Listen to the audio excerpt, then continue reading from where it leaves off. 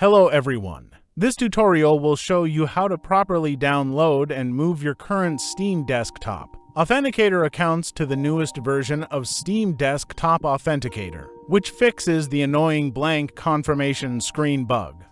Firstly, this version currently will only work on 64-bit Windows operating systems with all versions. After Windows 7, if you are a Windows 7 user, you will likely need to wait a few more days before the developer updates them. I will try to pin a comment when both the Mac and early Windows versions are released with the compiled download files, so if you are watching in the future, you can still follow along. If any of these apply to you, this update will unfortunately not work for you at the moment.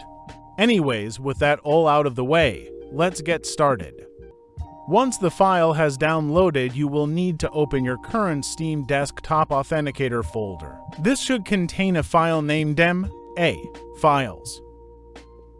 If that file is not currently found within that folder, I would recommend following Troubleshoot's guide on how to set up your first Steam account with Steam Desktop Authenticator.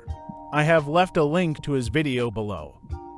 Anyways, with the previous version of Steam Desktop Authenticator opened up, you will want to open the new zip file you downloaded prior. To open this file properly, you will need a zip extractor such as WinRAR or 7-zip. I will also leave links to both below.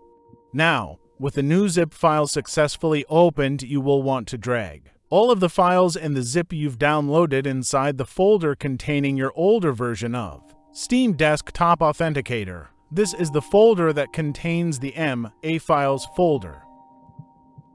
After dragging the folders inside, you should get a pop-up saying that there are repeating files. Press replace these files in this destination and allow them to install.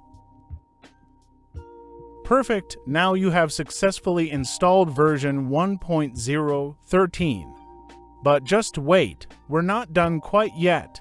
Next, you are going to want to open Steam Desktop Authenticator and log in normally until you get to the login token page. And then you are going to need to click selected account at the top of the screen and hit login.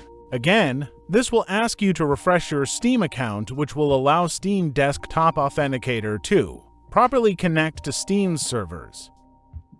After all of that, you are now done. I had quite a few people question how I got my authenticator to work again. So I thought I'd just make a quick video to send to them and hopefully help a few people out who may be facing the same problem.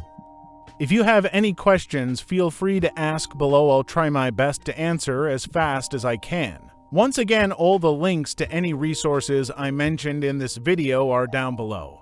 If you enjoyed the video, a like would go a super long way. I'd like to make more guides in the future for some of the more obscure issues people may have.